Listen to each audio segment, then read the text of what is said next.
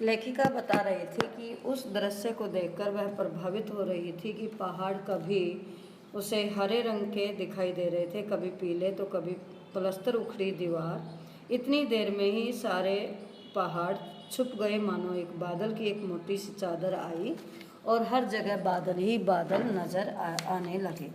चित्र लिखित सी मैं माया और छाया के इस अनूठे खेल को भर भर आंखों देखती जा रही थी। अर्थात लेखिका चित्र लिखित की जैसे चित्र सा आगे बन रहा है, लिखा जा रहा है कि कभी कुछ दिख रहा, कभी कुछ क्षण क्षण जो है वह हिमालय का दृश्य बदलता नजर आ रहा है।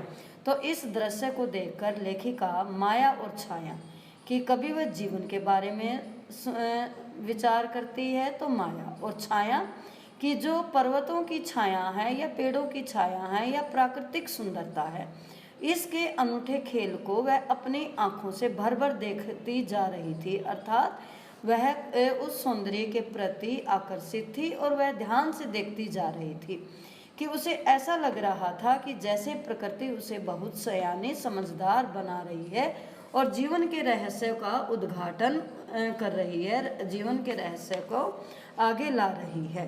धीरे धीरे धुंध की चादर थोड़ी छटी, अर्थात कम हो गई, धुंध कम हो गई। अब वहाँ पहाड़ नहीं, दो विपरीत दिशाओं से आते छाया पहाड़ थे। अर्थात केवल छाया पहाड़ की, जो दूर पहाड़ होते हैं उनकी केवल छाया दिखाई देती है तो उनको छाया पहाड़ कहते हैं। और थोड़ी देर बाद ही वे छाया पहाड़ अपने श्रेष्ठतम रूप में मेरे सामने थे कि बड़े सुंदर रूप में थे।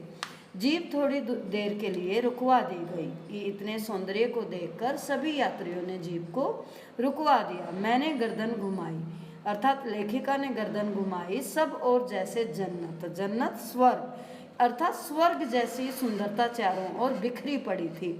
नजरों के छोर तक खूबसूरती ही खूबसूरती, नजरों के छोर कि जहाँ तक नजर जा रही थी, जहाँ तक दृश्य दिखाई दे रहा था, वहाँ तक प्राकृतिक सुंदरता ही सुंदरता, अपने को निरंतर दे देने की अनुभूति कराते पर्वत, झरने, फूलों, घाटियाँ, वादियाँ के दुर्लभ नज़ारे। अर्थात कहीं पर्वत दिख रहे थे, झरने दिख रहे थे, फूल दिख रहे थे, घाटियाँ, वादियाँ, सब ऐसे दुर्लभ मुश्किल नज़ारे दिख रहे थे जो समतल स्थानों पर हम कल्पना भी नहीं कर सकते।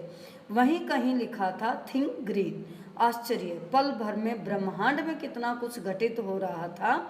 सतत प्रवाह में झरने, सतत होता लगातार कि लगातार झरने बह रहे थे।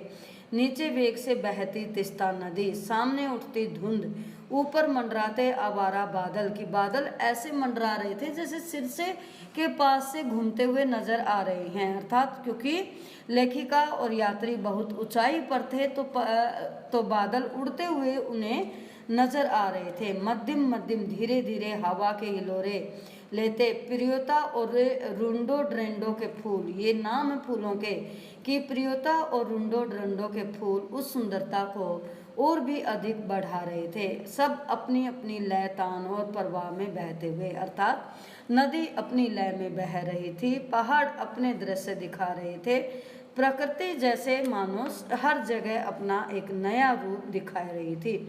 चरैवती अर्थात चलते रहो, सुंदर दृश्य को देखते रहो, यह भाव सामने आया था। और समय के इसी सतत प्रवाह में तिनके सा बहता हमारा वजूद, हमारा अस्तित्व, अर्थात हम कहाँ हैं।